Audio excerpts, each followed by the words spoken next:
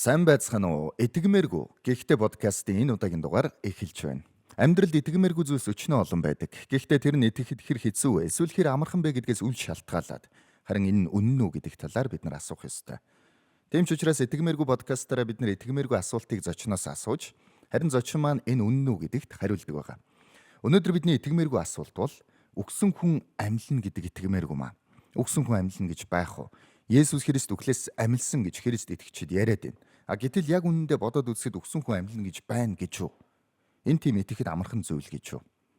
Харин энэ үнэн үү гэдэг талаар Баярын Мэдээ Христийн чуулганы пастор ноён Пүрв Доржиг урьж авчран бид нар асуух гэж байна. За танд энэ өдрийн мэндийг хүргэе. За энэ өдрийн мэндийг хүргэе. За бидний асуултанд хариулахаар хүрэлцэн ирсэнд бидний урилгыг хүлээн авсанд танд баярлалаа. За баярлалаа. Өрсөнд баярлалаа. За тэгэхээр Есүс Христ үхлээс амьлсан гэж яриад байна. За ялангуяа 4-р сард Христ итгэгчид бол Есүс Христ амьлсны баяр гэж тэмдэглэдэг. Тэгээ юуг хэлээд ийн вэ гэх юм бол энэ бол Есүс Христ амьлсан гэдгийг тэмдэглээд байна гэсэн үг. Гэтэ бодоод үзье л да өгсөн хүн амьлна гэж. Өнөөдөр таны эргэн тойронд үхлээс амьсан хүн байгаа юу? Мэдээж байхгүй. Мэдээж байхгүй. Минийхт бас байхгүй. Тэгээ эсвэл хамаатан садан ойрын холын хамаатан эсвэл Монгол улсад ямар нэгэн байдлаар үхлээс амьсан хүн байгаа юу гэх юм бол бас л байхгүй. Есүс Христ үхлээс амьлсан гэж бид яагаад итгэх ёстой гэж. Есүс Христ үхлээс амьлсан гэж та яагаад итгэж байгаа юм бэ? Энэ талаар хоёлаа эхлэе л да. Тэг яг мэдээж хүн үхлээс амьлна гэдэг бол угаасаа байж боломгүй зүйл. Тийм ээ. Тий. Тэгэхээр байж боломгүй зүйлийг 2000 жилийн туршид хүн төрлөختөн одоо 3 хүний нэг нь тийм ээ дэлхийд даяар тэмдэглэсээр ирсэн. Яагаад гэдэг асуудал байгаа үстэй тийм ээ. Тий. Үнэхээр хүн амьлахгүй шүү дээ. Хэрвээ бид нар зүгээр байгалийн энэ хувьслын процессыг ингээ харах юм бол байгалийн хуулийг харах юм бол хүн бол үхлээс амьлахгүй. Тэрийг эхлээд бид нар зөвшөөрчих хэрэгтэй нэгдүгürt. Нөгөө талаар Есүс Христийн хэрвээ бид нар амьлсан энэ үйл явдлыг болсон гэж үзэж байгаа бол энэ бол маш онцгой үйл явдал болсон байх ёстой.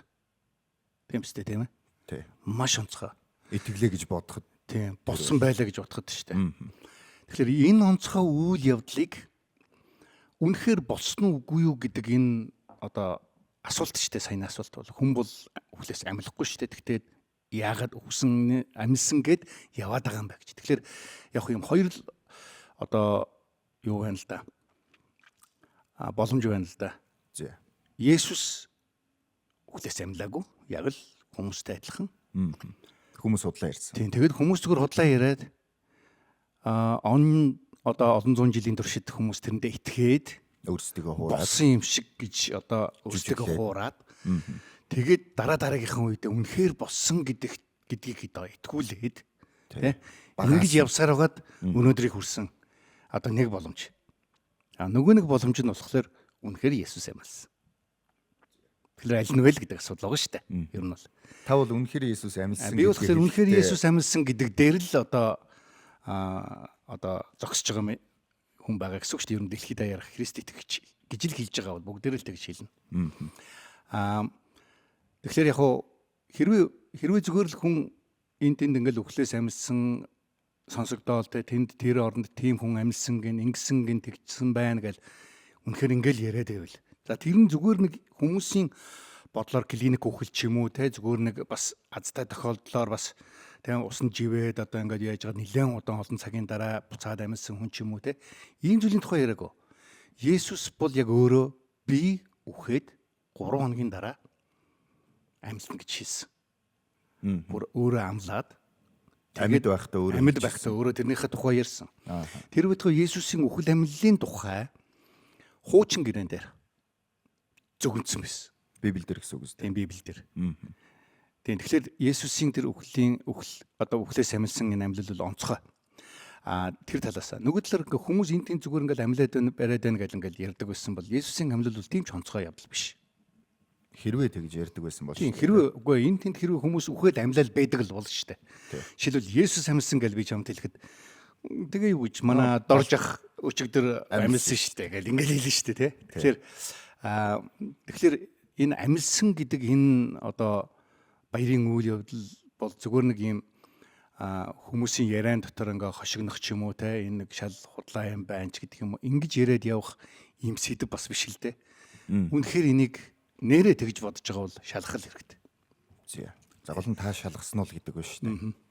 За тэгэхээр энэ бол одоо түүхийн шинжлэх ухаанаар л одоо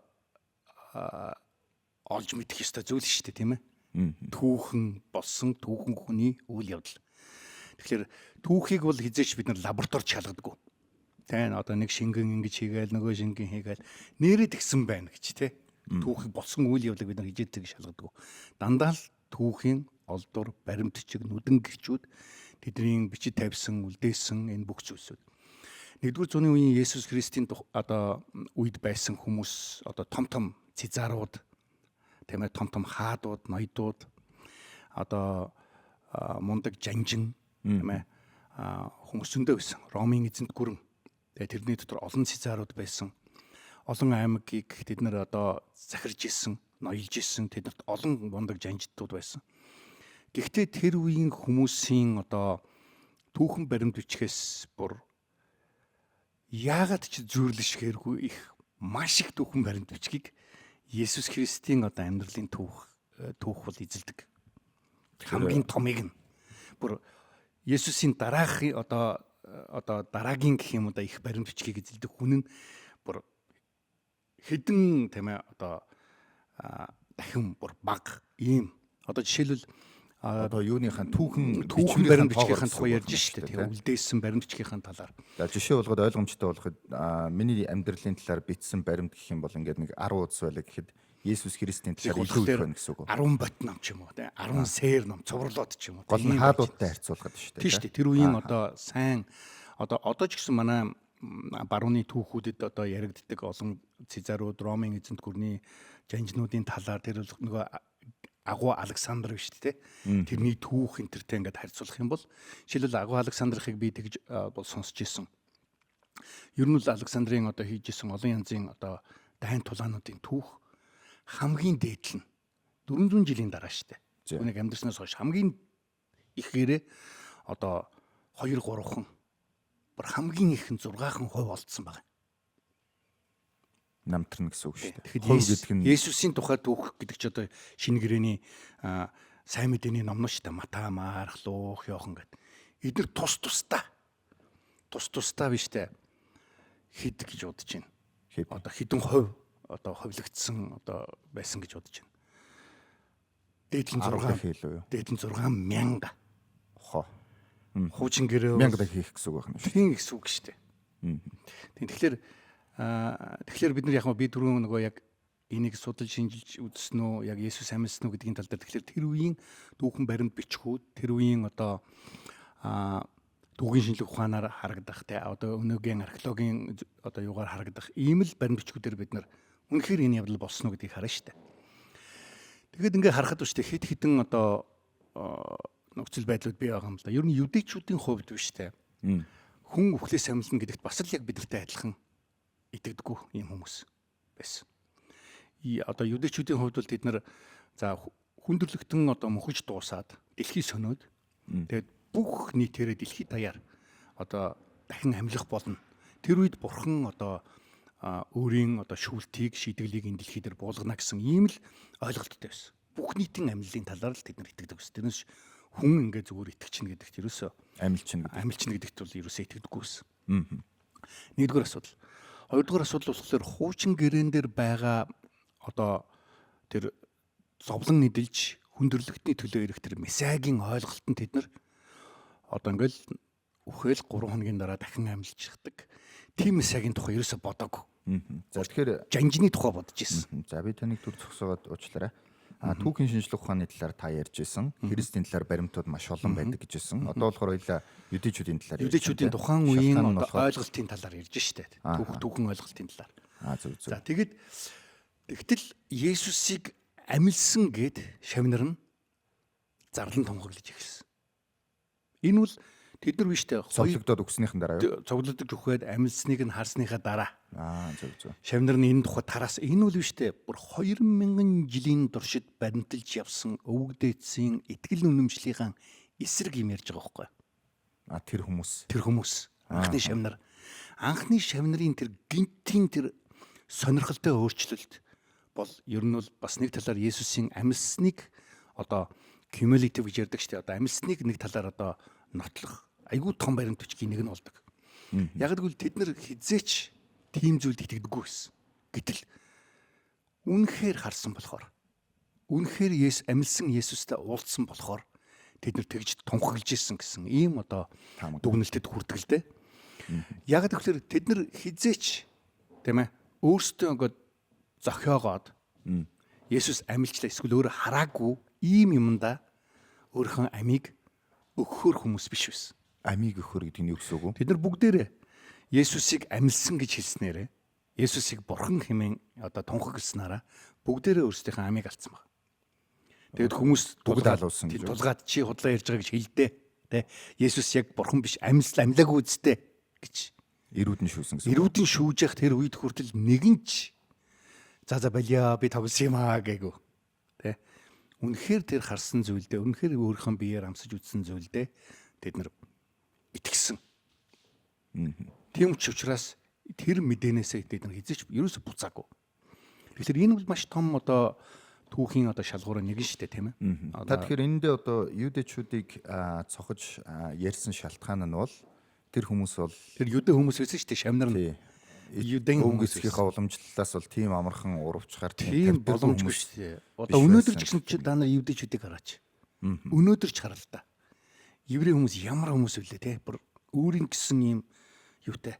Юуко ертөнцийг үзэх. ертөнцийг үзэх те бүр ийм тийм маш онцгой юм одоо ард хүмүүс шүү дээ тийм ээ. Тэгэхээр тэдгэр хүмүүс тийм амархан шууд тийм ээ. Ингэх одоо боломж байгаагүй зоригч байх боломжгүй тийм ээ. Тэдний одоо гинтийн тэр өөрчлөлт тийм ээ маш олон хүмүүсийг зочирдуулсан. Тийм ээ. Тэд нар яагаад гэвэл цорын ганц Явэ бурханд итгэдэг байсан хүмүүс. Гэтэл яагаад гинтхэн Есүс бурхан болоо явчихва гэсэн энэ юу гарч ирж байгаа үстэй тийм ээ ойлголт. За тэгэхээр энэ хоёр нэр бол бас бодлуулахар биш шүү. За бурхныг таасаа юу гэж хэлсэн бэлээ? Явэ гэж тэд нар одоо еврейгээр л хэлж байгаа шүү дээ. Есүс болохоор яасан гэсэн үг тэгэхээр? Есүс бол Есүс гэж Есүсийн нэр шүү дээ тий. Назар хотод одоо амьдарч ирсэн тэр Назарын Есүс гэж ярьдаг тий. Тэгэхээр энэ хоёр өөр бурхан гэсэн үг үү эсвэл? Тийм. Тэгтэл яг тэр Явэ бурхны хүү бол Есүс Христ юм аа. Тэр өөрөө яг 100% бас бурхан бас бид нартай хамт байхдаа тэр 100% хүн байсан гэж ингэж тунхагласан. За би мэдээд сонсогчдод ойлгомжтой болгох үүднээс тодруулаад байгаа шүү. Зөвөр ойлгоорой тий. За тэгвэл тэнд яг хэсэг хүмүүс Есүс амилсан гэж ярьсан юм байна тий. За тэд нар бол ер нь тэгхэр хүмүүс шээ. Наадуулчин бол ер нь нэг тууштай тий. Их мундаг одоо юу гэдэг ёс зүйтэй хүмүүс шүү. Ингэж худлаа юм ярихгүй. За бүгд алуулсан гэж байна. За тэр ёс зүй гэдэг талаасаа биш. Тэд нар биш одоо тийм тэд нар одоо тэдний хүмүүсийн ойлголт. Жишээлбэл тэд нар үнэхээр тийм юм хараагүй бол тийм харсан гэж хэлэхээргүй юм ертөнцид нэгдүгürt амьдарч ирсэн. Хоёрдугаар тийм хүмүүжлтэй. Тэд нар хүмүүжлтэй гэхээс тэхэм зүгээр алуулна шүү дээ угаасаа. За. Тэгээд тэгэхээр одоо жишээлбэл хин нэгэн хүмүүс за бид хоёр ингээд ямар нэгэн худлаа зүйлийг эхлүүлье гэж одоо тохирё л да тийм ээ. За тэгээ маргаашнаас хоёулаа юм сэви те. Тэгэл эхлэхдээ за тэгээд яах юм гээд асуултаа тэгсэн чинь хоёулаа ерөөсөө одоо хин нэг одоо амилсан гэж зарлаа. За тэгээд үр дүн нь юу юм? Яг хоо тэгээд алуулна. Тим юмд хүн тим зохиох өөртөө. Алуулна эсвэл хөөгдөн те эсвэл хаа явсан газар чинь дуртай хүн чинь цаазаар авна чамаг. Эсвэл тэгээд тэгсэн гэж бичгийн тулд чамаг эхлээд би одоо сатан гэж нэрлээ. Сатан гэж байгаа нь чөтгөр шүү дээ, тий. Есүс тэгсэн шүү дээ. Сатана чи миний араас яв гэж өөрийнхөө нэг шавьд тийм ээ Петр тэлж ийсэн. Хэрвээ хүн зохиож тэрийг хийсэн бол өөрийгөө гоёор л бичнэ шүү дээ. Тийм ээ. Юу гэж би урвж идэм бэ? Чи урвал да. Тий. Эсвэл эмгтэжүүдийг урвуулъя. Гэдэг юм тий. Тэгтэл хэрвээ бид нар Есүсийн яг шавнарыг харах юм бол яг энэ Есүсийн энэ амьлын эргэн тойронд биш дээ. Тэд нар маш дорой байсан харагддаг. Тэд нар зүхтааж ийсэн. Тэд нар айж исэн, айн жичирж исэн, хаалгаах чангад өвжээд чимээг өхөн шиг байхыг хүссэн. Яг гэвэл Есүсээс болж өөртөө алуулах гэж байна. Гэтэл гинтхэн 40-50 хоногийн дараа өөрөөр хэлбэл энэ хугацаанд Есүс өөрсдөд нь үзэгдээд хамтдаа сургаал номлолыг айлцсан ийм хугацаа байгаа л да. Тэгээд 40-50 хоногийн дараа гинтхэн тэд нар гарч ирээд юун алуулахаас айх. Тийм ээ. Юун тэр одоо айн жичирх тийм ээ. Зүхтах харин ч бүр зоригтойгоор Есүс амьдсан гэдгийг тунхаглаж байсан. Тэгэд тэд нар хэрвээ одоо хуурамчаар ямар нэгэн зүйл үлдсэн бол тэд нар яг амь насн дээр худлаа гэдгийг мэдсээр явж хинч тийм ээ амь насаа алддаггүй худлаа юмны төлөө. Үнэхээр худлаа юмд үнэн гэж бодоод итгээд амь насаа алддаг хүмүүс бол байгаа. Хууртаад гэсэн үг шүү. Хууртаад өөрөө одоо жишээлбэл бид нар ингээл хүмүүс ингээл одоо хит даврагчд гэж ярьдаг шүү дээ. Одоо энэ тийм ээ ойрох дорнд ингээл өөрсдөө бөмбөг зүгэл очиод дэлбэрээл тэ. Тэр чинь өөртөө хараагүй, өөртөө тэр дүүхийг мэдэхгүй. Түр тэрийг үнэн гэж итгээд бол амиа өгч чадчих. Гэтэл өөртөө тэрийг худлаа гэж мэдсэ гэж хэрвээ худлаа байсан бол шүү дээ шавнар. Тохироо хийцэн хэрнээ. Тохироо хийцэн хэрнээ. Тэрнийхээ төлөө амиа өгнө гэдэг бол баг хүмүүс хийдэггүй үйл явдал байна л да. Тэгэхээр тэр гол асуудал нь яг хэдэн хүн байсан бэ гэдэг л байна л да. Цөөхөлөө бол нэг 3 мангар хүн бас байж болно шүү дээ. Тийм яг хуу гэхдээ ийм юм байдаг шүү дээ. 2 л хүн байх юм бол тэгэл нууц алдагдана гэж тийм. За тэр ч яг хуу тэнд биштэй нийтдээ одоо Есүсийн 12 шав байсан. За. Дээрэс нь нэмэх нь дахиад 500 гаруй хүмүүст 40 хоногийн туршид Есүс амьсныхаа дараа шүү дээ. Одоо сургаал заасан гэж. Тэгэхээр одоо Есүс үгснийхаа дараа үзэгдсэн тэр одоо үйл явдлыг феноменоныг тийм ээ 500 гаруй хүн харсан, сонссон 40 хоног зарим нь тийм ээ бүр хамт байсан. Тэгэд одоо Паулийн бичсэн захидал дээр шинэ гэрээний захидал дээр 1-р Коринт 15 дугаар бүлэг дээр эдгээр хүмүүс одоо ч гэсэн амьд байна гэж хэлж байгаа. Худлаа гэвэл та нар очиад асуу гэж байгаа маягаар хэлж байгаа бичиж байгаа байхгүй. Нөгөө харсан хүмүүс нь тий. Харсан хүмүүс нь одоо ч гэсэн амьд байгаа гэж 1-р зууны үед шүү дээ тий. Тэр нөгөө захидлыг Ромын тухайн үеийн одоо нэг Коринт гэдэг юм хот руу захидал бичиж байгаа Паул. Тэгэхээр нэг хүн та яг Есүсийг амьсныг харсан юм гингүүд би харсан. Чи худлаа гэвэл тэр баяраагаас ч асуугаараа гэдэг жишээ л одоо гисэн л утгатай байхгүй тий. Зөв. Есүс үнэхээр одоо цовдлогдоод нас бараад оршуулгадаад булшинд орсныг нь хүмүүс харсан. Тэгсэн чинь дараа нь нөхдүүдтэйгээ тэнд ингээд дахиад явж гин. Тэгэхээр тэрийг 500 гаруй хүн харсан байгаа. Нэг дор штэ. Нэг дор. Зүгээр хаяа энд нэг нэгнээсээ сонссон тийм гэхээс харсараад яг харсан гэж яасан хүмүүс нь цуглараа 500 болсон биш байх нь шүү дээ. Биш тий. Нэг дор тэд нар 500 хүмүүс хүнд харагдсан. Тэгэхээр тэр бол ер нь бол байж болшгүй гайхалтай үйл явдал байх хэвээр тийм ээ. Хүн харваас үхсэн, цовдлогдсон.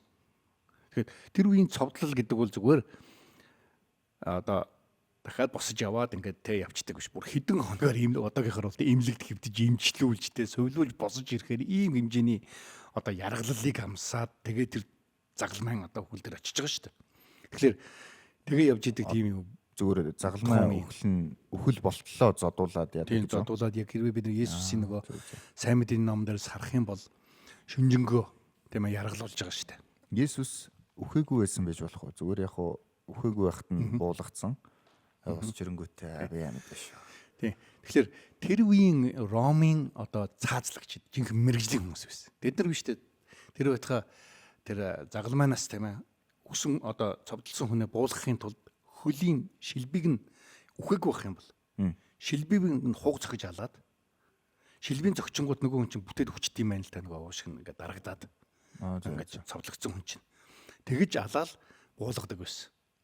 Гэтэл Есүсийг очиод яг ингээд шилбийг хавуулах гээд очисон чинь Есүс аль хэдийн өгцөн байсан. Тийм учраас цаазаа буулгаад. Тэгэхээр тэд нар тухайн хүн өгсөн үхээгүйг аюул сайн мэднэ. Дээрэс нь Есүс тэр үед үхээгүй л гэж болсон тавигдах үед үхэх штэ 3 хоног. Тийм ээ. Гэх мэтлэг яг хуу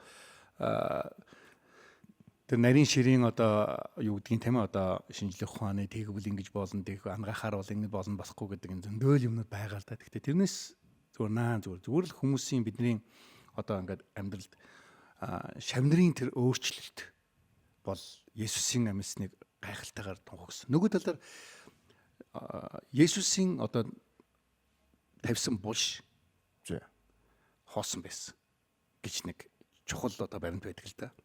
Энэ хоосон байсан гэдэг нь тий хоосон байсан гэдэг нь Есүсийг одоо цовдлоод өхгүүлээд буулгаж ирээд Арамейд хотын Йосеф гэж нэгэн хүн өөрийнхөө одоо тухайн еврейчүүдийн одоо юугаар өөрийн бас эзэмшлийн булш гэр бүлийн булш гэж байдаг байсан.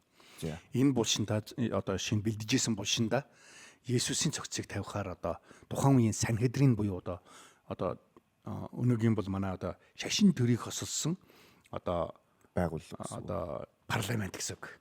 Аа. Лаас нь асуугаад тийм ээ. Тэднээс асуугаад зөвшөөрөл аваад Есүсийн цогцыг тэр одоо булшин тавьсан баг. Тэгээ булшин тавиад маш том одоо хадаар наадалт нь тавиад тэр байтугай тэр үеийн Ромын зэргүүдээр мануулсан. Яагаад манс юм бол?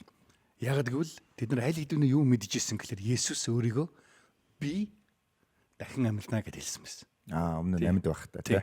Тийм учраас тэгвэлгүй тулд ямар ч лсэн бус шиг нь одоо ингээд чулуугаар тийм ээ. Ягаад мамчи юу ч гэсэн. Тэгээ 3 хоногийн дараа үнэхээр одоо онгоолгол харахад байж ивэл дуусаа. Есүс ярьсан энэ бүх зүйл энэ олон янзын хичнээн мянган хүн Есүсийг дагаад тэргүүрч явж исэн. Энэ бүх зүйл ингээ сайхан таарна. Яг урд өмнө зөндөө олон тийм бослого, тийм олон хүн амьтан дагуулсан зөндөө хүмүүс байсан. Тэдний л нэг болоод ингээл дуусах хэрэгтэй байсан байхгүй юу? Тэгтэл одоо 3 хоногийн дараа Есүсийн тэр одоо тавьсан буш хоосон байсан. Өөрөөр хэлбэл тэнд булчнаас алга болсон. Тухайн үед одоо тийм булчнаас алга болсон. Тухайн үед хүмүүсийг ингээд нөгөө майланг ингээд давуугаар ороогоод муухай ялзруулахгүй тулд тэ ингээд ороогоо тавьдаг байсан. Тэгсэн чи тэр нь дотроос нэвтээх ингээд авцсан юм шиг. Тэр нь ингээд одоо юуны ирвэхний одоо юу гэдэг штэ тийм ээ. Нөгөө авгалдааны гадна талд юм ингээд яг тэр шигээр үлдсэн юм шиг Есүсийг ороосон тэр юм нь яг тэр чигээр ингээд байсан. Тэгтээ тэнд Есүс өөрөө байгаагүй. Өөрөөр цогцсон би нь байгаагүй. Тэгээ яг хуу тухайн үед биш те. Энийг нэг батлах том үйл явдал болохоор тэр үеийн юдэчүүд, юдэн удирдагч нар Есүсийн цогцыг шавнар нь хулгайлсан гэсэн ийм яриа гаргасан. Энэ нь юу гэсэн үг вэ гэхээр үнэхээр булш нь хоосон байсан гэдгийг л баталж байгаа гэсэн. Өөрөөр хэлбэл Есүсийн дайснууд гэсэн үг шүү дээ, тэ. Булшийг нь хоосон байсныг аль хэдийн баталсан. Хулгайлсан гэж ярьснаар. Зөв. Тэгэхээр булч нь бол хоосон байсан. Хоосон байсан гэдэг нь тэрүүгээр бол ячиж байгаа. Зөвхөн Есүсийн талын хүн л хоосон байсан гэж яриаггүй, бас эсрэг байгаа хүмүүс нь хүртэл тэр үеийн одоо Есүсийн булш хоосон байсан гэдгийг одоо тэр тухайн үед бүр батлан зарласан баг. Есүсийн дагалдагчид энэ шарлын хулгайлчлаа гэж тэ хотлоо амьсан болох гээд хулгайлчлаа гэж. За энэ яг нэг талаараа тэр булш хоосон байсан гэдгийг баталж байна. Гэхдээ нөгөө талаараа энэ таамаг нь үнэн байвал яах юм бэ? Шавнар нь хулгайлцсан бол яах вэ? Хэрвээ шавнар нь хулгайлцсан бол хэрвээ бид нар үйл явдлыг хэрвээ бид нар шинэгэрэний тэр хэсгийг ингээ харах юм бол шавнар нь Есүсийг хараад цочирдохгүй байхгүй юу? Энд байгаа юм чинь гээд тэ. Тэгсэн чинь яг үйл явдал яаж үргэлжилдэг юм гэхээр тэд нар юун тэр булш хулгайлах. Тэд нар бүгдээр айгаад бүгдээрээ зүхтаагаад яг цовдлогдсныхын дараа үед. Цовдлогдсныхын дараа. Яг тэгвэл нэг хэсэг чинь Есүс тэр хавийн одоо ард түмнийг хойлруулсан байгаа шүү дээ. Ялангуяа сүүлийн тэр 7 хоногт Иерусалим дотор одоо Юдэн баяр болох гэдэг. Тэгсэн нөгөө гол удирдагчийг нь аваачаад цовдлжлаа. Тэгэхээр тэр үед яадгүй буслаг гаргасан ч гэдэг юм уу те тийм хүмүүсийн удирдагч нь өгөхлөөр хамт ойрынх нь хүмүүс юу болох вэ бас аюултай амьдланд нь халтай ийм юм л болно шүү дээ. Барайд авчих юм билүү те. Барайд авчих юм билүү те. Тэгэхээр тэд нар бүгдээрээ ингээд юун тэр зогссон мөс сулгаалах. Тэгээд дээрэс нь тэд нар Есүсийг зогслог хулгайлаад яах юм? Амьлсан гэсэн цуу тараах юм шүү. Тий, гол нь тэд нар өөр тийм юмд итгээгүйсэн байхгүй юу? Өөрөө итгэв. Түүхийг ингээ харах юм бол тэд нар Есүсийг харж иж итгэсэн байхгүй юу? Амьсан гэдгийг. Тэрнээс Есүс одоо амьлна гэж хэлсэн, одоо би хүлээж гэн гэж бодож суугаагүй тэд нар. Угаасаа ингээд дууссан гэж үзсэн. Тэр үедээ зарим загасчд байсан Есүсийн шавнар. Тэд нар буцаад загсаа барь дөө одоо өнгөрсөн гэж буцаад заммаваа аваад те. Нөгөө Галил нуур дээр гараад юу мууга дэгэмэгээ шидэж ч юм уу те. Тороо хаяал ингээд байжсэн байгаа шүү дээ. Өөрөөр хэлбэл тэгж тийм хүлээлт тэд нар угаасаа байгаагүй. Байх боломжгүй. Эдгээр нь гол нь Библиэлд бичигдсэн байдаг. Бичигдсэн байж байгаа. Түүхэн Номод тэгж үйл явдал үргэлжлэж байгаа байхгүй. Тэгэд юунд одоо ингээд одоо амилцсан байх ёстой гэж ингэж гүйс нэг ч хүмүүс байхгүй. Тэр үед тэр одоо юуны өмнө одоо бүтэн сайдрын үрээр хэсэг эмгтээчүүд Есүсийн шарил дахиад нэг хүндэтгэл үзүүлж дахиад тослож ингэж яадаг юм зан үйл байдаг юдэчүүдийн тосын солин гэсэн үг байна шүү дээ тийм тэрийг дахиж шинжилээд ингээд дахиж одоо ороодаг ч юм уу тийм тэрийг хийх гээд эмгтээчүүд тэр шарил дээр ирсэн байгаа байхгүй. Тэгсэн чинь нөгөө булш нь хоосон байсан. Цэргүүд нь яасан тэгээд? Цэргүүд нь бүгдээрээ Тэр үед одоо яг Библиэлд тэрийг яг яасан бэ гэдгийг яагаагүй. Зүгээр айн зүгтсэн, тэнгэрлэгч нар үзэгдсэн, тэд нар айн зүгтсэн эсвэл унтсан олон янзын одоо үйл одоо юу байж болно л доо. Та дөрөв тэр чулуугаар тагласан гэсэн үг үү? Тийм. Том бул хар чулуугаар таглаад тэгсэн тэр нь бол онгорхой байсан. Тэгээ эмэгтэйчүүд Болсон байсан шүү. харангуут энэ юу те одоо нөгөө хад чинь олдсон байж тэгээ гайхаа гүгэд орсон чинь дотор нь байгаагүй. За тэгэхээр үйл явдлыг хэрвээ бид ингээ харах юм бол биштэй түүхэн талаас нь ингээ харах юм бол биш. Тэр эмэгтэйчүүд Есүсийг амьсан гэж боддоогүй учраас тийм ээ салах ёс гүйцэтгэх нөгөө дос англин үнэрт юм авчираад ирж исэн. Нөгөө талаар нөгөө эрэгтэй шавнар тэд нар болохоор бүгдээрээ зүгээр нэг газар айгаа чимээгүйхэн шиг нэгнийд очиад те хаалгаад өгчээд чимээгүйх ингээд одоо айгаад байжсэн. Одоо гинт Ромын цэргүүд эсвэл Санхедрины буюу одоо юдэчүүдийн удирдагч нарын одоо бас хөл гарууд тийм ээ Ромын хүмүүс хурж ирээд барьж аваад бас эднийг өөрсдийг нь алах болов гэсэн ийм айдастай байжсэн. Юун тэр Есүс амьдсан, юун цогцос хулгаалаад эд нар тэгээд хаашаа аваачих. Ямар ч юдэчүүдийн ёслолоор өчтэй өөрсдийнх нь одоо ёс заншлаар хүн үхээд бушин тавьсны дараа 2 жил хөндөх ёсгүй байхгүй. Яг гэвэл тэр нөгөө бүх юм янзарч дуусаад зөвхөн яс нь үлддэг. Тэгээ ясыг нь зоглуулж аваад өвөг дээдсийнхэнд бушинд бас нийлүүлж тавьдаг ийм ёслол байдаг. Бүх ясын нийлүүлээд. Тийм бүх ясуудыг нийлүүлээ.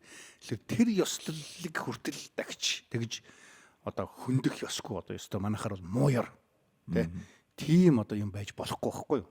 Юун тэгж зогслыг хөндөх мөндөх тийм юм. Тэд нар чинь бүр цэвэр яг юдэчүүд байсан. Бүр цэвэр одоо юдэн ёс заншилтай бүр шорил хулгайлах хэмжээний сэтгхүүтэй гарууд 13 нас хүртлээ шүү дээ. Юдэн хүүхдүүд хөвгүүд 13 нас хүртлээ одоо хуучин гэрээний буюу одоо Библийн хуучин гэрээний хэсгийг цээжилдэг байсан, уншдаг байсан. Зүгээр нэг тийм одоо ямар ч ёс заншлаа мэдэхгүй зүгээр нэг ингээд тэг годомжинд төссөн хүмүүс биш байхгүй тэд нар чи айгүй ёс журамтай айл гэр одоо гэр бүлийн соёл амар өндөртэй ийм хүмүүс. Тэгээд тэд нар айгаад байж ах тэр үед эмгтээчүүд гүйж орж ирээд бидний эзэн амьсан байна гэдэг хэлсэн. Тэгсэн чинь тэд нар тийм байхгүй. Юу энэ эмгтээчүүд юу яриад байгаа юм те гисэн ийм байдлаар хандсан байхгүй юу. Тэгээд яг Библиэлд бичигдснээр бол тэр хамгийн ойр дотн байсан Петр гэдэг шавна. Нөгөө булшиг тавьсан булшиг нь гүйж очсон баг. Гүйж очиод байхгүйгааг нь үнэхээр харсан. Гайхсан. Тэгээд тэд нар бүр яадын блэгээ гайхаад ингээд сууж исэн. Нэг хоёр нөхөр дахиад ороод ирсэн. Бид нар сая Эмау гэдэг тосгон руу явж исэн чинь Есүстэй бид нар таарлаа гэж.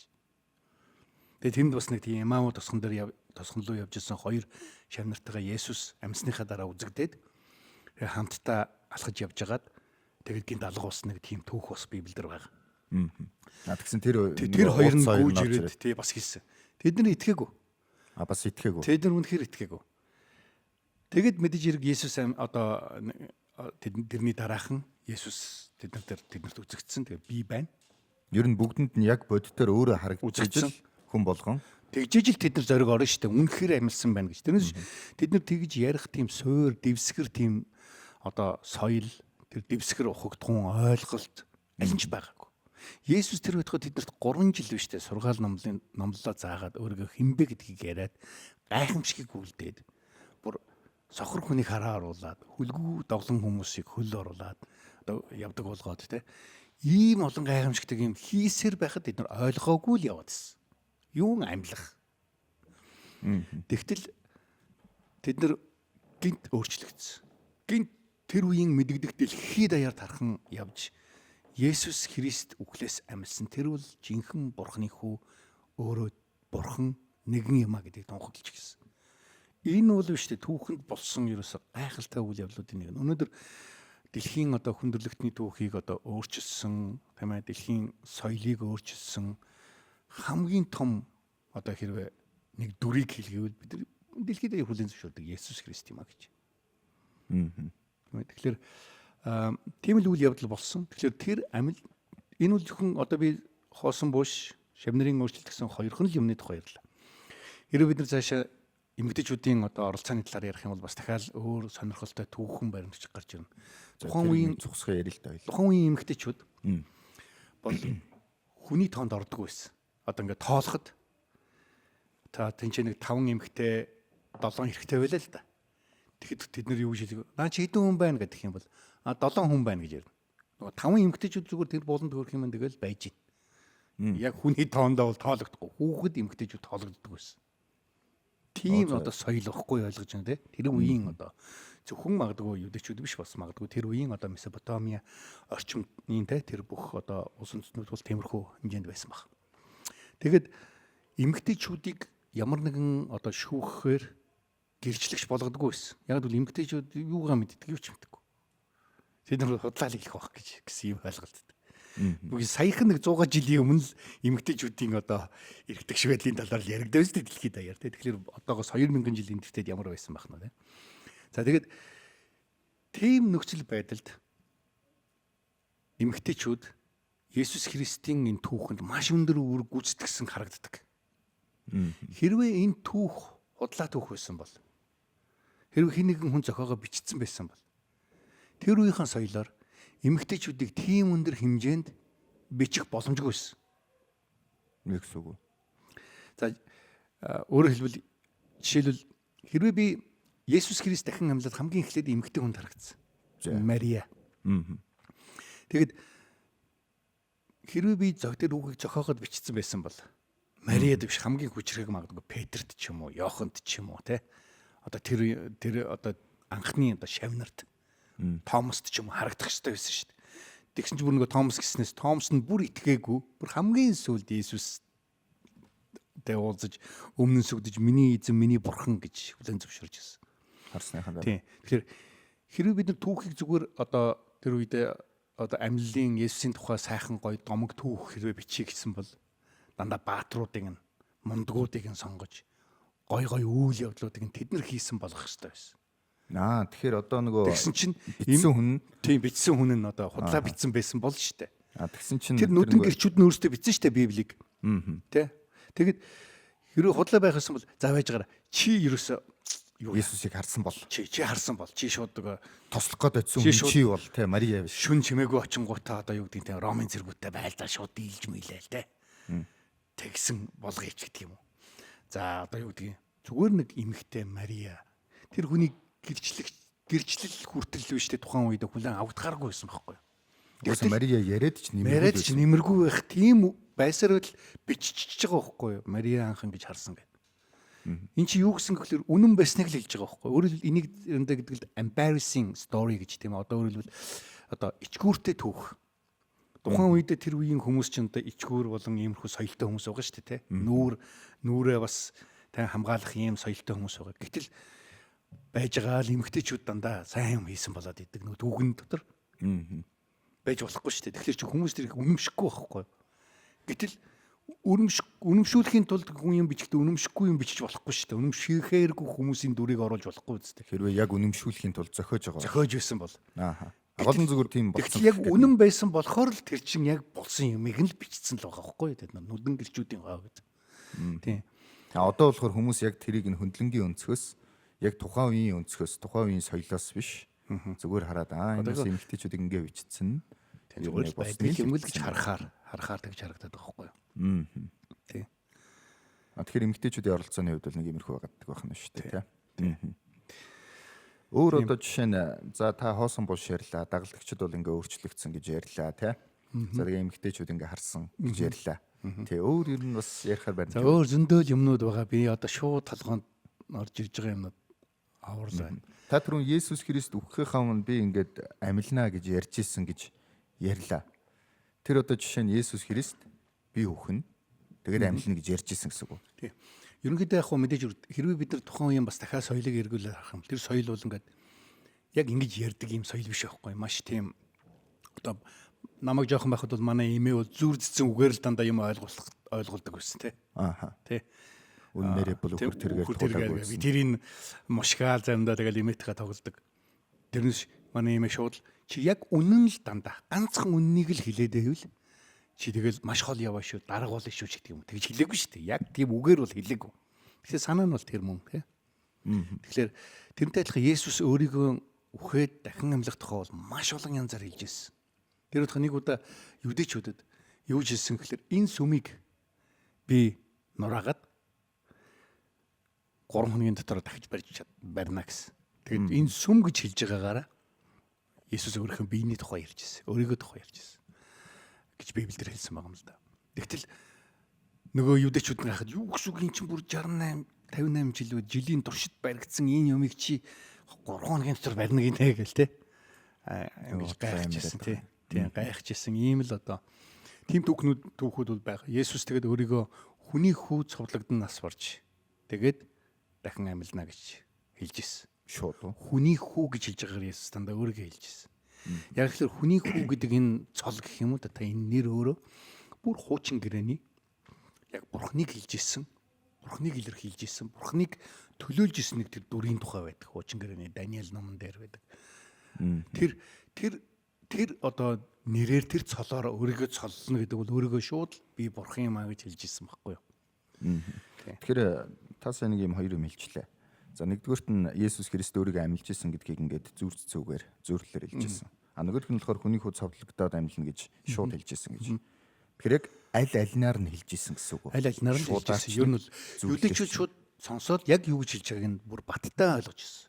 Тийм ч учраас тэд нар шууд чулуу шүрж авч ирсэн. Яг чулуу шүрж авч ирсэн гэхээр тэр үеийн одоо юугаар бол бурхныг доромжилсан хүнийг шууд чулуугаар шидэж алах хэрэгтэй гэсэн хууль үйлчилж ирсэн тэр үед.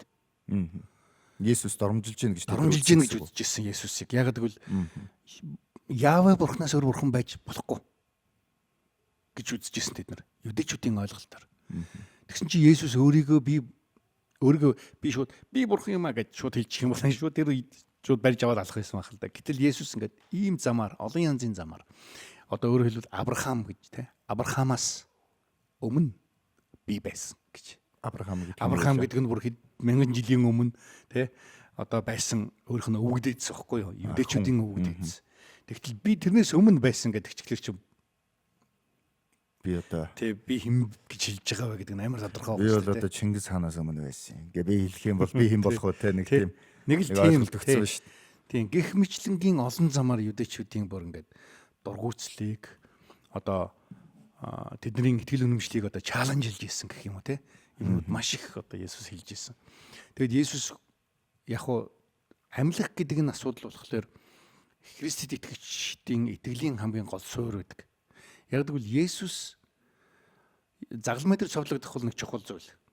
Яг гэвэл хүн төрөлхтний яг энэ гимнүглийн өмнө тийм би бас яг нөгөө асуултад тусахчи зүүрлэлээр хэлсэн бай шуудаар хэлсэн юм байна. Зүүрлэлээр тэрвээ дан зүүрлэлээр хэлсэн бол яг үнэндээ хүмүүс зүгээр өөрсдийнхөө ойлголтыг яг ингэж хэлж байгаа маа гэд гойвуулж болно шүү дээ. Есүс зүгээр л сүнсээр амьлах байсан гэж тэгчих юм бол тэгэл ингээд сүнсээр амьлсан би харсан марсан гэж олон юм болно шүү дээ. Тийм ерөнхийдөө энэ нийтлэг ингэ явчихаагүй бас шууд хэлсэн гэдг нь яг баттай. Зүгээр л ингээд үзэгдлэр ч юм уу сүнсээр ч гэдэг юм одоо үл үзэгдэх байдлаар би амьлцаа одоо ч гэсэн амьд байгаа ч гэдэг юм. Гэтэл Есүс өөрөө яг биеэр амьсан байгаа байхгүй. Тэгээ тэрийг илэрхийлэхдээ би энэ барилгыг одоо энэ сүмийн барилгыг би барих болно гэсэн. Тэгэд Томас гэдэг өөрийнхөө нэг шавьтай уулзахтай хүртэлтэй ямар ч сүнс ийм байдаггүй чи хурж ирээ бариад үз намаа гэж амьлсныхаа дараа. Томс нэс. Тийм. Тэгээ Томс нөгөөдгийг чинь барьж үзэл гинт тийм ээ хөлдөн унаал. Тэгэл миний зүгээр төсөөлж байгаа бол асгартал ойлаа л та. Тэгэл миний бурхан миний эзэн гэж хүлээн зөвшөөрж байсан. Тэгэхээр их гоё реалист үзэлтэй хүн байна да тий. Тэг яг барьжээж одоо итгэсэн. Тэгэд Есүс гоё чухал юм хэлсэн тэр. Чи ингээд намайг хараад бариад ингээд яг ингээд шалгаад тэгээд итгэж байна. Харин ирээдүйд намайг хараагүй мөртлөө итгэсэн тэтгэр хүмүүс улам илүү ёроолтой байх болно гэж хэлсэн. Тэгэхээр мах тэрнээс хойш итгэсэн хүмүүс нь ирээдүйд өрнөх цаг дээр хэлсэн. Өрнөх цаг дээр хэлсэн. Тэгэхээр одоо бид нар л гэсэн үг байхгүй одоогийн Христ итгэгч хүмүүсийн тухай л ярьж байна гэсэн. Тийм. Зөв. За тэгэхээр ямар ч байсан баталгаануудын хувьд бол тийм юм байна. Тэгэхээр би яг хуу дараагийнх нь асуух гэсэн асуулт бол Христ итгэлийг бусдад түгээж исэн хүмүүс өөрсдийнх нь ажил бүтлгүүцсэн болохоор тэрийг бусдад мэдэгдүүлэхгүй тул бас нэг нэр нүрээ бодоод тиймэрхүү цуумуу тараагаад тэр нь өнөөдрийг хүртэл газар авцсан юм уу гэдэг дээр бас юуг л болчихж байна л да. Ягаад тэгэхээр нөгөө дагалдагчт нь тех боломжгүй л болчиход байна л да. Угаасаа алуулах юм дээр яг хүмүүс бол биш те. Янз бүрийн одоо юмд хүрэхийн тулд хувилдаж болдог. Тий. Тийм ээ, хувилдаж болно. Одоо хувилдааны онолог хүртэл байна шүү дээ. Тэр нь бол ихэвчлэн 3 зүйл дээр байдаг. Дэлхийн одоо энэ одоо гэмт хэргийн ялангуяа Америкийн гэмт хэргийн одоо ертөнцид одоо хүмүүсийг барьж детектив тийм ээ, нэг хүн юу хийсэн гэхээр ерөөсө 3 юм л байгаа. Хүн бол. Тэгээ барихад бол энэ 3 ийм чаналаар энэ 3 сувгаар хайх хэрэгтэй. Нэр олдор, мөнгө, секс, бэлгийн одоо харилцаа. Эсрэг хүсний асуудал. За орчин үеч одоо ижил хүссэн хүртэл байгаа л. Тэгэхээр энэ 3 зүйлийг хөгөл одоо асуудлыг бол ойлгоход болно гэж. Яг энэ 3-ын төлөөл ямар нэг юм Энэ 3-ын төлөөл ерөөсөө хүмүүс гэмт хэрэг хийдэг, буруу юм хийдэг, юм зохион байгуулдаг, хувилддаг. Энэ 3-ын төлөө өөр баг юм байхгүй. Их хоол идэхин тулд тэхгүй. Ерөөсөө мөнгө гэдэг чинь бол нөгөө хоолтой хамт бүх нөгөө бас эд баялаг одоо юу гэдэг юм те. Явчин нөгөөх нь нэр хүнд. Тэгтэл энэ шавнарын хувилдаад яг юу хож вэ энэ хүмүүс? Амар олон охтууд тойрон хүрээсэн үгүй. Бид нар харин ч бүр юу? Гэр бүл нөхөөсөн нийгмийн шаар бүр нийгмээс тэмээ зүхтах хэмжээний одоо юм хүмүүс. Юу балаа нэрээд байгаа. Юу нэр алдар болгоно те. Тэгээ ямар нэр алдар бол авсан. Бүр харин ч бүр тэмээ одоо Саул гэж нэртэй бүр фарисей нилээ мундаг эрх ямтай яндагтай ийм хүн Есүст итгэснээсээ болоод бүр тэмээ харийн өөрийн тэмээ нутаг усны харь хэлтний өөрийн хэлтний бүх хүмүүсээр жанчуулж, зодуулж, тэмээ хөөгдөж, дээрлэхүүж одоо амьдсан нэг Паул гэж. Ямар ч нэр алдар тэднэрт өгөөгүй энэ хувилдан. Хэрэв хувилдан байсан бол. Гэхдээ одоо зүгээр ингээд мөнгө гэдэг юм бол тэд нар баяжаагүй. Тэд нар харин ч бүр хамгийн тэмээ ядуу жинхэнэ өстө бүр хамгийн одоо улны гэж ярьдаг штэ. Ийм хүмүүс болсон. Тийм явж байгаа тэгээд тэд нар нас орсон. Тэгэхээр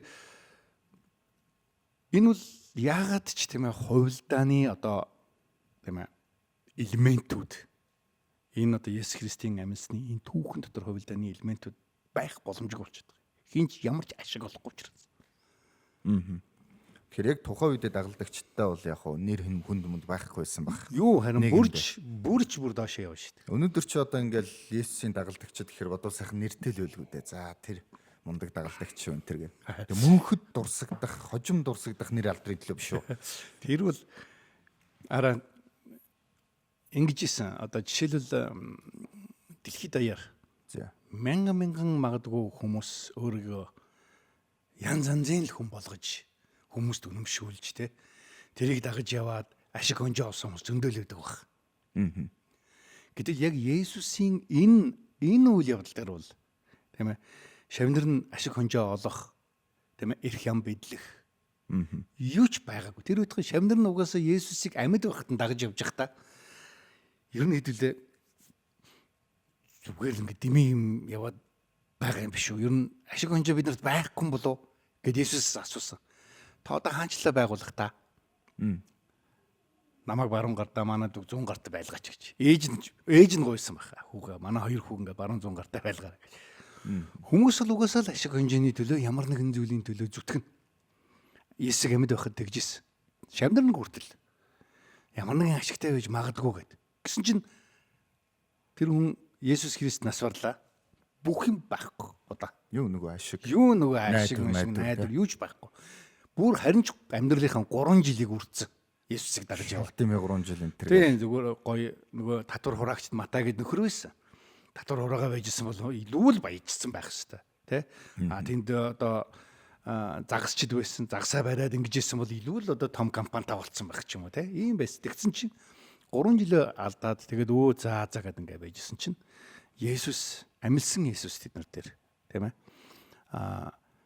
Ирж өөрийнхөө ярьж исэн сургаалуудыг хэлж исэн амлаж исэн бүгдийг баталсан тэднэрт.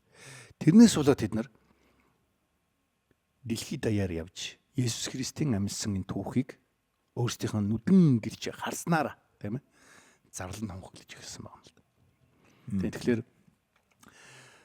тийм яг тэр хувилдааны гэдэг бол байхад бол маш боломжгүй. Яг тэгэхээр тэд нарт ерөөсөө оногдох юм зовлонгоос өөр юм байхгүй. Зовлонгоос өөр юм байхгүй. Үхлээс өөр юм байхгүй. Тийм юмны төлөө хүмүүс бол хувилдахгүй. Тийм юмны төлөө хувилдахгүй. Үхснийхаа дараа би гоё юмтай болно гэж хувилдахгүй шүү дээ. Тэгээ ер нь яг нийтлэг зүгээр дэлхийн жишгээс аваад Жишгээс авч үзсэн. байж болохын гэхдээ яг тэгэх үү гэдэг дээр бас хэцүү юм байна. Нэр хинч байсан. За хоёулаа нэг сайхан бүлэг байгуулъя. Тэгээ алуулна. Тэгээ үхээд гоё заяа. Ихэр бас хэцүү тий. За тэгвэл нэг юм байна. За бурхан байдаг гэж итгэх бол зарим тохиолдолд яг иймэрхүү юм яриад эхлэх юм бол арай амархан байж болно. Яг л гэх юм бол бурхан байгаа юу? Байгаа. Бурхан дэлхийн ертөнцийг бүтээсэн гэж итгэж гин өгөнгөд бас байж болох л юм тий. Итгэсэн ч яах вэ тий. Гээд бас итгэж болно жишээ нь ингээд зүгээр харин бурхан байгаа да тий. Хаяада нэг бас юр бусын мэдрэмж төрөөх юм бол нэг залбирч болно штэ гэдэг ч юм уу. Тэгвэл Есүс Христ амьдсан гэдэг нь бол бүр огтөөр мэдээлэл байна л да. Яг тэгэхээр энэ бүр яг юм бодит одоо энэ амьдрал дээр орж ажиллах ч юм уу нэг тиймэрхүү талын юм байгаа тийм. Ягаад энийг зүгээр ингээд ингээм бурхан байгаа шүү. Ер нь тэгээд яг юм жинхэнэ бурхан гэж байдгийг тэрэнд итгээрэй гэхгүйгээр юм Христ амьдсан гэдэгтээ ингэж хутгаж ойлгох шаардлагатай болчиход байт юм бол зүгээр энэ бурхан байдаг гэдгээр нь Христ итгэл бол одоо энэ үнэн бурхныг дээдэлдэг юм байгаа. Одоо энүүгээрээ явчих гээд нэг амар хэлбраар нь явж болоог юм бол гэсэн нэг асуулт байна. Тэгвэл яг дэлхий дээр бол одоо хэдэн за сая биш л гэхэд хэдэн мянган одоо шашнууд байна штэ. Шашны 4000 шашин байгаа гэж үзэл бодлоод шүү. Одоо том шашнууд гэвэл мэдээж хуруу дарамнууд байгаа. Тэгвэл үзэл бодлоод янз бүрийн жижиг сэжиг одоо ирсэн явсан олон одоо шашны үзэл санаанууд зөндөө олон тийм одоо үзэл бодлоод байна. Тэд нар бүгдээрээ л ямар нэгэн замаар бурхан байгаа байхгүй. Тийм ямар нэгэн далдын одоо их хүч байгаа байхгүй талаар тийм ээ. Ямар нэгэн одоо тийм зүйлийн талаар үл үзэгдэх ер бусын зүйлсийн талаар бүгдээрээ ярьдаг. Тийм үстэй тийм ээ. Тийм ба. Тийм. Есүс Христ тэднээс Христ итгэл тийм ээ. Эднээс ялгаатай нь энэ Есүсийн амьлын тухай л байна. Ялгаатай. Яагаад гэвэл Есүс Христийн үхэл энэ амьлал өөрөө Христ итгэл гэдэг энэ итгэл үнэмшлийг оршин тогтнолын гол суурь нь болж байгаа.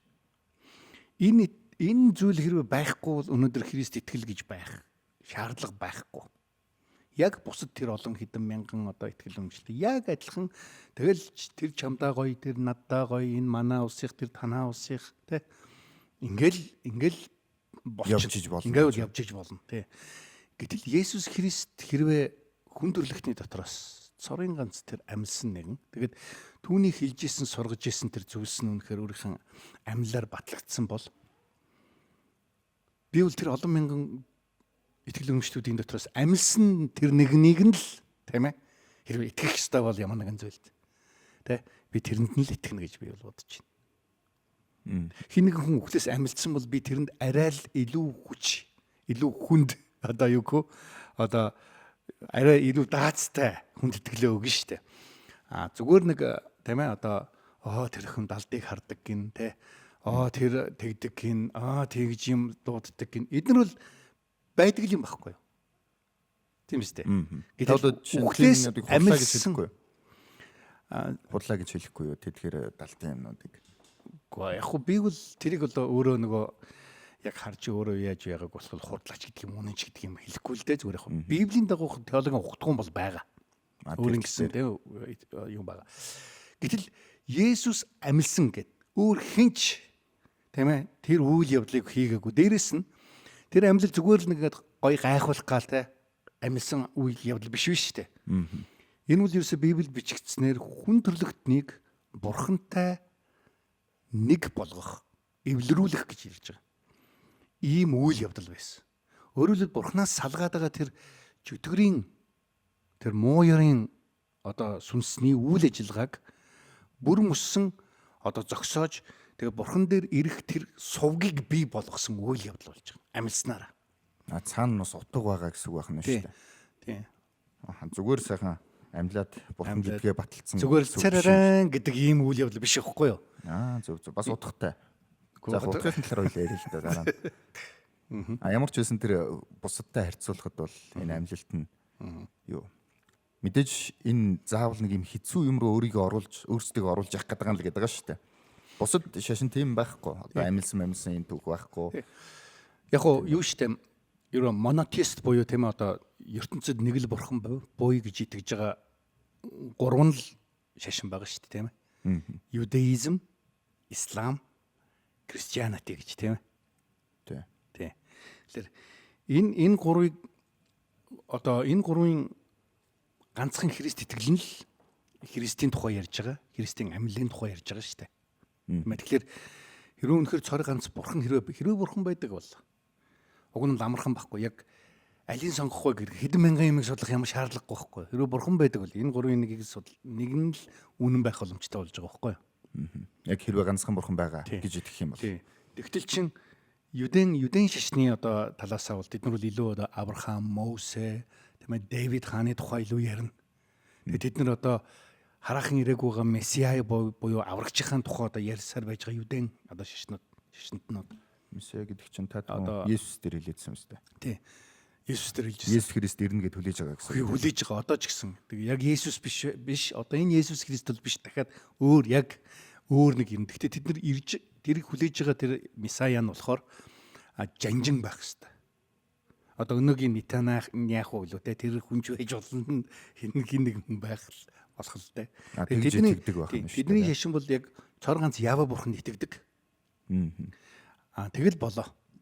Өөрөөр хэлбэл хүндрэлтний тэр аврал бол Юдэ болсноороо л аврагдана гэсэн юм үү. Ойлголттой байгаа. Ислам бол Мухаммад ямар ч авралын тухай өгн юу ч яриаггүй. Зөвхөн бурхан бол нэг байгаа. Тэрний мессенжер буюу одоо элчин нь бол Мухаммад юм аа. Би юм аа те. Гэдгийг хэлсэн тэр ямар ч гайхамшиг бүтээгээгүй.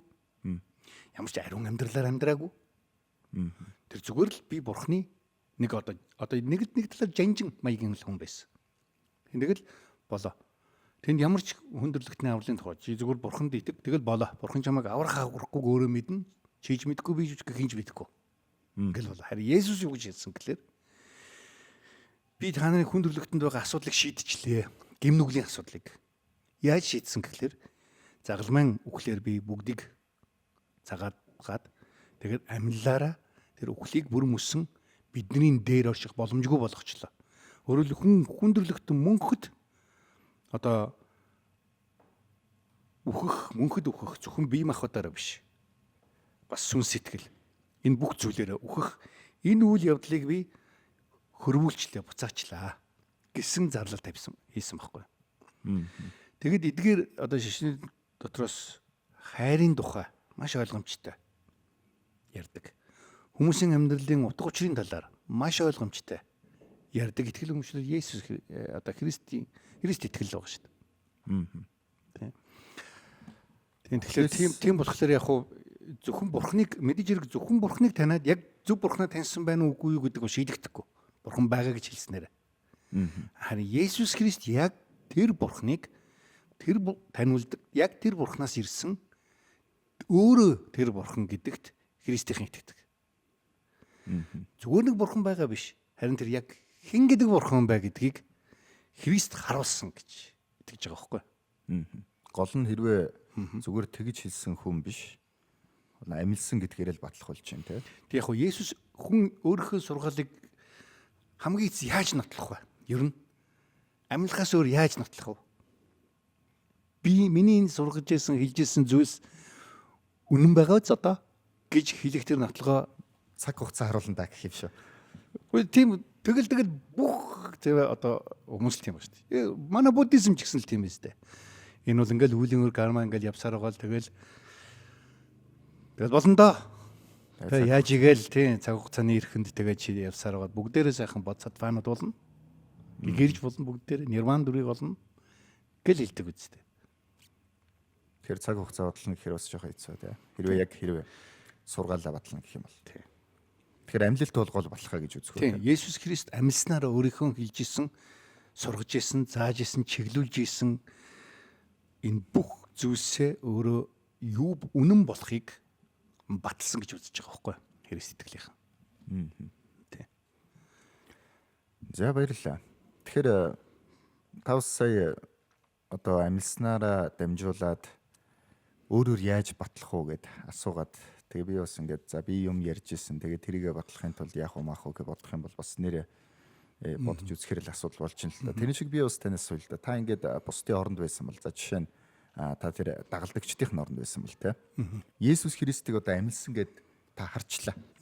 За тэгэх юм бол та яг яаж хүмүүст хэлэх байсан бэ энэ талаараа? Эсвэл хэлэхгүйгээр их байсан уу? Яах байсан ер нь? Тэнд маш олон 500 хүмүүс. Тэр 500 хүмүүсийн түүх бол бичигдэггүй. Хинч мэдэхгүй тэр хүмүүс те. Тэгтэл зөвхөн хэд нь бол яг ингэж явсан байна. Харин зарим нь яг өнөөдөр л байдаг шиг харчаад хараагүй юм шиг болох, харчаад итгэхгүй байх боломжтой шүү дээ. Бас. Харчаад итгэхгүй байх боломжтой байдаг. Харчаад уу? Тийм шүү дээ. Одоо Есүс ингээл хүмүүс тийм шүү дээ. Хүмүүс заримдаа сони шүү дээ. Бүр итгэмээргүй юмд итгэдэг. Тэгтээ итгэх юм ёстой юмд үнэхээр итгэдэг хүмүүс байдаг те. Гэхдээ яг тэгсэн юмаа гэдээ хэлээд хахад ингээд. Тэгэхээр Христийн дагалдагч дотор наад бол чухлаа ярьж байгаа шүү. Наад дагалдагчид чи худлаа шүү те. Бид нар ингэж хувилцсан шүү гэж хэлсэн хүн байгаа юу? Тийм юм бол байхгүй шүү дээ. Харин гол асуудал нь тэр ихгүй юу? Тийм үү. Ерөөсө тэр одоо Есүстэй хамт дагаж явсан тэр 12 тэгээ дахиад олон эмэгтэйчүүд зөндөө олон Есүсийг хүрээлж исэн олон хүмүүс. Тэр байтугай тэр үед Есүстэй хүртэл зөндөө уулздаг байсан. Тухайн үеийн Юдэн захирагч нар одоо тий фарисеучуд ийм хүмүүс байсан. Тэдгэр хүмүүс ерөөсөө Есүсийг дараа нь үгүйсгэж одоо юу гэдгийг тий бичсэн ч гэдэг юм уу одоо ингэж бид нар хойлцсон юм ач гэдэг юм уу ийм ерөөсөө байхгүй тийм түүхэн баримт байхгүй байхгүй гол нь Есүсийн тухай өчнөө их материал байгаа гэдэг. Тэгтэл тийм юм ерөөсөө байхгүй гол нь. Тэгэхээр одоо яг энэ өнцгөөс бид нар ямар дүгнэлт хийх вэ гэдэг дээр л очиод байна шүү дээ. Ирж байгаа тийм. Тэгэхээр ер нь л шинжлэх ухаан ч гэсэн адилхан шүү дээ. Яг баталдаг юм бол бараг байхгүй шүү дээ тийм ээ. Тэгэхээр нотлогоо хамгийн өндөр тайлбарыг хамгийн үнэмшихүйц тайлбарыг хамгийн боломжит тайлбарыг яг юу өгж гин аль нь өгж гин гэдгийг л бид нараа харах хэрэгтэй байхгүй тийм ээ. Тэгэл ерөөсөө хүмүүст улаан цам үзүүлээд ахад л итгэдэггүй хүмүүс байдаг. Тэр үед ч байсан өнөөдөр ч гэсэн байгаа. Гол нь та яах байсан? Та харсан бол мэдгүй би одоо яах байсан яг зүгээр өнөөдрийнхөөр ингэж харах юм бол би өстэй тэгэл зарлал явах л байсан болоо л гэж бодож штэ сайнаар эргээр бол би бол бас угаасаа жоохон скептик хүн гэдэг штэ тий. Ер нь юмд ингээл айгу эргэлзээтэй ханддаг хүмүүс байдаг штэ. Ер нь бол би тиймэрхүү маягийн хүн штэ ер нь бол. Тий. Та бас өөрийгөө би зүгээр ч Иесуст итгэчихээгүй шүү л гэдэг нь үү тий. Гэт энэ л да бас тий. Тэгээ танд хүмүүс итгэхгүй бол яг уу. За та харсан байлаа. Тэгээ хараад Есүс амьдсан юм а гэсэн худлаа яриад байгаа гэх юм бол тэр бол тэр хүмүүсийн л асуудал. Тэгэхээр та бол яриха зогсохгүй. Яг уу тий яриха зогсохгүй. Тэгээ тэр хүн хоёр хүн ингээл ярихад нэг нь итгэлэхэд нөгөөх нь итгэхгүй гэж болно. Тэр бол миний асуудал биш шүү дээ. Би зүгээр л өөрийнхөө гэрчилсэн зүйлээ ярьж шүү дээ. Тэгэхээр тухайн үед дагалдагчид яг ингээ хүмүүс итгээд байгаа болохоор урамшаад цаашаа яваад исэн гэсэн үг биш үү? Гэхдээ ер нь бол биш дээ. Амнаас тамцаан тий амнаа тамцаан гэдэг энэ үйл явдал болж байгаа шүү дээ. Ер нь бол тэр үед. Албан ёсоор Ромын эзэн гүрний дотор христийнхнийг бол ерөөсөө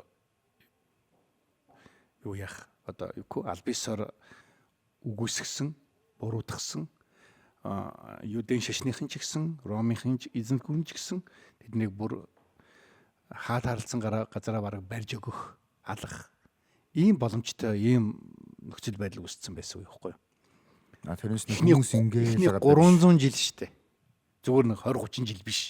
2 3 сар ч биш те. Тий 2 3 сар ч биш. 300 жил байхгүй эдэн үе. Баггүй юу? Тэгэхээр тэр үед одоо Есүсийн тэр амьсныг яг харсан хүнээс сонсоод дахиад тэгээд би харсан хүнийг нь тань гэд яриад нэг хэсэг нь яваад ингээл одоо тархсан л байх л гэж би бол бодож штэ.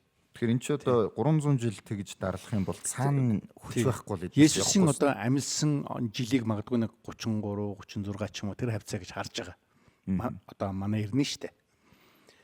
Тэгтэл 380 хэд гэж үздэг байхаа да тийм ээ. Одоо Константинопол хаан одоо эзэнт гүрний те хаан одоо Христ итгэлийг одоо албан болгосон тэр үеийг ингээд хүртэл тэр болтол юм биш. Харах юм бол тийм 300 жил гэж харагдаж байна л да ер нь.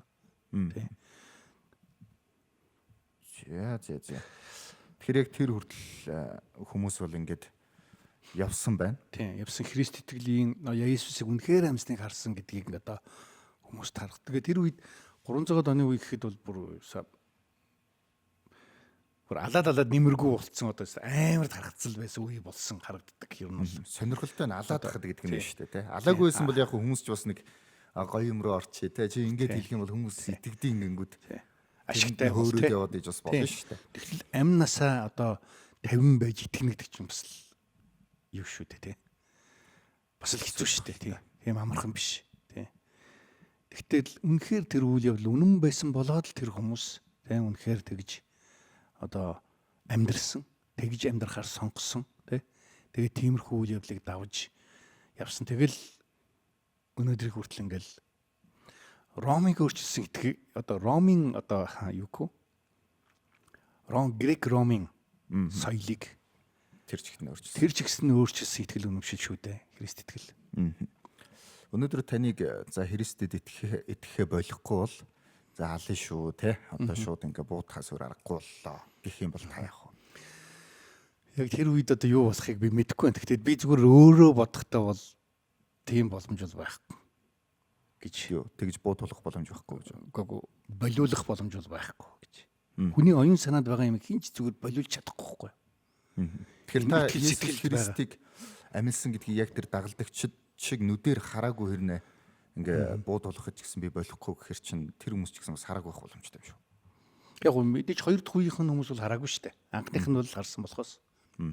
Тийм тэгэхээр яг гоо тэгэд дараагийн нэг юм байгаа.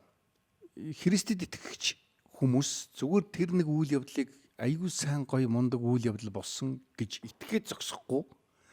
Тэр болсон үйл явдал нь өнөөдөрч тэр хүмүүсийн амьдрал өөр нөлөөтэй байгаа нь их сонирм байхгүй юу? Есүс Христийн амьлалын тэр үйл явдал. Тэр нь яаж нөлөөлж байна? Есүс Христэд итгэсэн хүмүүс Есүс Христийн тэр загламай дээр өгсөн үхээд амьсан тэр ялалтын тэр хүчийг авна гэж хэлж байгаа. Тэр нэг талаар олон янзаар хэлэгдэж байгаа юм л да, мөнх эмээг бурхнаас авсан тийм ээ, бас нөгөө талаар энэ дэлхий дээр энэ бас ялзарсан энэ хэцүү хүнд дэлхий дээр бас бусдад хайртай, зөвд, үнэн, шударга, сайн амьдрах ийм хүчийг бурхнаас авдаг. Дээрэс нь бурхны одоо тааламжид амьдрал гэж ярьж байгаа юм л да. Худал хуурмаг, муу мухай, залхай зайдан муу одоо энэ ийм амьдрал биш. Харин зөвхт сайн аль болохоор үнэн тэ шударга ийм амьдралаар амьдрах хүчийг авна гэж. Тэгээд тэр хэрэг худлаа байсан бол олон хүмүүс хэлнэ шүү дээ. Би Есүст итгэсэн чи юу ч болохгүй л надад гэж ярина үстэй тийм ээ. Гэтэл өнөөдрийн дэлхийд даяар байгаа 2.4 тэрбум Христэд итгэж хүмүүс бүгдээрээ л тэр амьсан Есүс Христийн хүчээр ёроолоор нэгүслэр би амьдарч яана гэж ярьж байгаа. Тэр амьдрал дээр одоогийн амьдрал дээр бас амьд байгаа гэдг нь харагддаг шүү. Тийм. Тэгэхээр шинж нь аягүй том нотлохоо үсттэй. Бас нөгөө талаар. Тэгээ энэ бол бас гоё яг өнөөдрийн хүмүүст бол хэрэгтэй нотлохоо байна шүү дээ. Яг гэх юм бол юу ч болохгүй нэг 2000 жилийн өмнө нэг тийм болсон юм да. Би тэрийг сонссон. Тэгээл одоо итгэе яваад байгаа гэх юм бол бас сонь шүү дээ. Та нар ингээл бид нар өөрсдийнхөө нийгмийг ингээл хар л да. Өнөөдөр олон амьдралынхаа утга учирыг олоогүй, хөлөө олоогүй, хүнд хэцүү явж байгаад Есүс Христ дээр ирээд миний амьдрал өөрчлөгдлөө гэдээ яриад байгаа хүмүүс зөндөөлөн гоцтой сошиал медиагаар. Тэгэл би ингэж ярих удаг байсан, би ингэж оронд орсон байсан, ингээд игцэн гэл. Зүгээр заавал тэр одоо драматик өөрчлөлтөөс гадна маш олон хүмүүсийн дотоод сэтгэлийн өөрчлөлт, өөртөө итгэлгүй байдал дахиад сэргсэн тийм ээ. Одоо бусдыг уучлдаггүй байсан зүрх сэтгэл уучилдаг болсон. Үзэн ядалтгүй болсон ч гэдэг юм. Энэ олон мянган гэрчлэл тэр одоо үйл явдлууд хүмүүсийн амьдралын өөрчлөлтүүд яригдалах шүү дээ өнөөдөр. Тэр нь юунаас үг гэхээр Есүсийн амьлалтаас байхгүй юу? Тийм учраас Есүс өөрөлд нэг талаар Тэнгэрийн цонхыг ингээд хүмүүсийн дээр нээгээд өгсөн. Тэгээд тэрэнд Есүст итгэсэн тэдгэр хүмүүс тэр Тэнгэрийн цонхоос бууж ирж буй тэр нэгэн хүчийг бид нар ариун сүнс гэж ярьж байгаа. Хүчийг өөрийнхөө амьдралд хүлээж аваад тэгэд өөрийнхөө хүсэж чадахгүй байгаа зарим тийм ээ мэдээж олон зүйлийг хүмүүс өөрийнхөө хүчээр өөрийнхөө зоригоор тийм ээ хийж болно. Гэтэ тэрнээс цаагуурах боломжгүй байгаа олон зүйлсээ тэр хүч чадлаар хийж өөрийнхөө амьдралыг өөрчилж байгаа хүмүүс эргэн тойрон чи ингээл гэрчлээл байна шүү дээ. Хилээл байна. Тэгээд тэр хүмүүс амьд ингээ хажууд чинь монцоогоод тийм ээ би ийм байсныг чи мэдж байгаа үсттэй.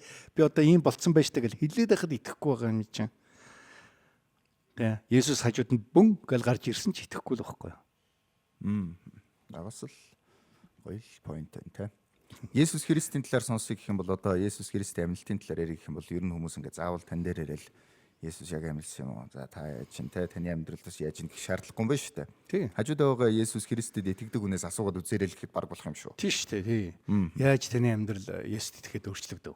Яг ингээ амьд гэдгийг нь мэдгэж гин үгүй юу? Зүгээр л нэг одоо итгэсэн учраас л миний бизнес гоё болоод мөнгө их олоод ч гэдэг юм биш. Тэр хүмүүс өөрийнхөө амьдралд тийм ээ одоо өнөө маргаашаа яагаад ингэж өнгөрөөж байгаа тухай утга учирыг ойлгож болж байна. Үр хүүхдээ ээж аваа найз нөхдөд хайрлах зүрх сэтгэл өөр болж байна. Тэ? Зөндөө олон юм өөрчлөгдөж байна хүмүүсийн. Хүний нүдэнд харагдахгүй олон зүйл биш тийм ээ. Энэ олон зүйл өөрчлөгдөж байгаа энэ олон зүйлийг тэдгэр хүмүүс тийм ээ. Заримдаа үгээр илэрхийлж чадахгүй. Оо би өстө гоё байна л гэх бах тийм. Энэ бүхнийг бүгд л гэрчилж байгаа гэхдээ. Христ итгэсэн хүмүүс. Тэгээ энэ өөрөө бас нэг амьсны баталгаа нь болд юм шүү те. Тийм шүү дээ. Хэрвээ Есүс амьлаагүй байсан бол тэр ариун сүнс гэдэг тийм ээ Бурханаас ирдэг сүнс хүндрэлтэнд бид нар дээр Есүс Христ итгэсэн тэдгэр хүмүүст ирэх боломжгүй байсан. Сүнс гэдэг одоо хүний дотор сүнс Бурхан өөрөө бидэртэй хамт байна гэсэн утгатай байхгүй юу? Зөв. Хүн болгонтэй хамт. Тийм. Энэ нөрөө Библиэлд бичигдсэн байгаа нэг иймэрхүү юм болно гэж. Тийм. Энэ бол одоо юм маш тодорхой. Хоёлаа юм материалын юмны тухай ерөөс ярихгүй шүү дээ. Одоо бол тэр яг энэ нэг хүний дотор болох процесс те. Тэгээд яг энэ сүнслэг байдлаар юу болдог вэ гэдэг тухай яриад байгаа. Нэг талаар айгүй итгэмээргүй сонсогдож байгаа ч гэсэн та бол энийг хүмүүсийн амьдралд боддоор хэрэгждэг гэж яриад байна. Тийм учраас бас ингээд гоё яриад байгаа. Бид нар өнгөрсөн удаад би бас хэлж байсан шүү дээ. Хүн итгэмээргүй зөндөл юмд итгэдэг. Тийм үстэй те. Төрөвчөө гаргаал өндөр өргөөл савлчул зөндөө мөнгөтэй болно гэж итгэж байгаа хүмүүс зарим хүмүүс. Тэ? Бид нар миний ихнэр надад хайртай гэж бид нар итгэдэг. Гэхдээ тэр хайр нь хаана байгааг бид нар хардаггүй. Тийм биз дээ. Уу яг цай хийж өгөх мөхөөс нь харагдаж шүү. Тийм тэгэхээр үйлдэл байгаа шүү дээ тийм ээ. Тэгэхээр Есүсийн загалмайн хөл бас тэр нь нөхгүй юу. Нөгөө талаар дахиад одоо жишээлбэл хэрвээ хин нэгэн хүн ингээл агаарт хөөрөөл яна татах хүчингүй болчлаа би гэвэл бид нэр идэхгүй үстэй. Яг бол бүгд татах хүчин байгаа гэдэгт итгэдэг. Гэтэ бид нар татах хүчин яг хаана байгаа юм? Яаж ажиллаад байгааг бид нар мэдэхгүй шүү дээ. Тийм үстэй юм газартай наалдаад байна мэдэхгүй. Би жоохон байхдаа гайхал энэ австрал хүмүүс ягаад толгоон ингээд иргэдэггүй юм бол ингээд доош харсаар байгаа тэгэл. Тэ? Тэгтээ бид нар үнэмшмээргүй юмд итгэдэг. Бодолтой чи ингээд дэлхийн бөмбөрцөг тийм ээ. Дэлхийн бөмбөрцөг. Хүмүүс ингээд дээшээ доош бүгдээр ингээд харцсан байж байгаа. Ийшээ тийш харцсан байгаа. Бүгдээр л тэгтээ яг чигээр харж байгаа шүү дээ дээшээ. Бид нэг дэлхийн бөмбөрцгийн гадна талаас нь ингээд харах юм бол зарим хүмүүс доош харцсан явж байгаа шүү дээ. Эднэрийг цусан доош өгөх юм байна гэж бодно. Энэ бол үнэмшмээргүй гоостэй, итгэмээргүй юм байгаа гоостэй. Зүгээр харахад шүү дээ. ертөнц гайхалтай шүү дээ гоос тий. Тий. Тэгэхээр ертөнцийн гайхалтай юм зөндөө бий. Бурхан Есүс Христийг үхлээс амьлуулсан гэсэн энэ үг үнэхээр гайхалтай. Тэм учраас шалгаж үзэх хэрэгтэй. Тэ? Өөрөө энийг зүгээр нэг яах вэ гэл тэ. Нэг олон байдаг өвлгөр домгуудын нэг нь баха гэж бодхоос илүү тэ. Үнэхээр нэг тийм болсон бол хүндрэлтний түүхэнд маш л чухал юм л болсон байх хэрэгтэй биз дээ тийм ээ. Тэгээ хараажийн дандаа нэг тийм мэдлэггүй, дорой, сул ийм одоо хүмүүс Христэд итгэж байгаа биш. Дэлхийн шинжлэх ухааныг, дэлхийн энэ хүндрэлтний оюуны тэ царыг одоо авч явж байгаа Христ итгэл шүү дээ. Тэд нар чинь бүгдээрээ л Есүс амьдсан гэж ярьж. За баярлалаа. За тэгэхээр итгэмээргүй гихтээ подкаст маань энд хүрээд өндөрлөх гэж байна. Тэгэхээр дэлхий дээр ер нь таны мэдхүйтэй холбоотой итгэхгүй, итгэмээргүй их олон зүйлс байдаг. Гэхдээ өмнө нь бас та хэлжсэн те манай нэвтрүүлгээр орохдоо гайхамшигт итгэдэг бол реалист биш. Энийг та хэллээ эсвэл өөр зочин маань хэллээ. Өөр зочин маань хэлсэн байж магадгүй. Реалист байхын тулд дэлхий дээр болж байгаа үйл явдлыг бодитоор шүүн тунгаах хэрэгтэй болно. Харин дэлхий дээр хэрвээ гайхамшиг болж байгаа юм бол тэдгэрийг яг нухацтайгаар авч үзнэ гэдэг бол реалист байгаагийн бас нэг хэлбэр. Өнөөдөр магадгүй та реалист байна гэж бодохдоо ер бусын зүйл болгоныг үгүйсгэх юм бол энэ бас жоохон сонин байж болно гэдгийг энэ нэвтрүүлгээс бид нар ойлгож болж байна. Тийм учраас болоод өнгөрсөн үйл явдал дээр нухацтай хандаж үзье гэж бас хэлж болох юм тийм. Итгэмэргүй асуултын талаар, итгэмэргүй зүйлсийн талаар өнөөдөр бид нар ярилцлаа. Харин энэ үнэн байсан уу гэдгийг та өөрөө тунгаагаарай. Саяны мэдээллүүд танд хэр үнэн санагдсан бэ? Өнөөдөр мэдээллийн 900-д бид нар амьдарч байгаа тавс шалгаад үзээрэй. Магадгүй зүгээр чат GPT-гээс хайгаад ямар баримтын улмаас яадаг вэ? Эсвэл Google-ээс хайгаад зарим нэг өөр подкастуудыг ч гэсэн та сонсоод үзээрэй те. Тэгээд түрүүн бас манай зочны хэлсэн зүгээр нэг Христ итгэж хүн дээр очиод бас асуугаад үзээрэй. Итгэмээргүй гэхдээ подкаст танд хүрлээ. Дараагийн подкастаараа эргээд уулзцгаая.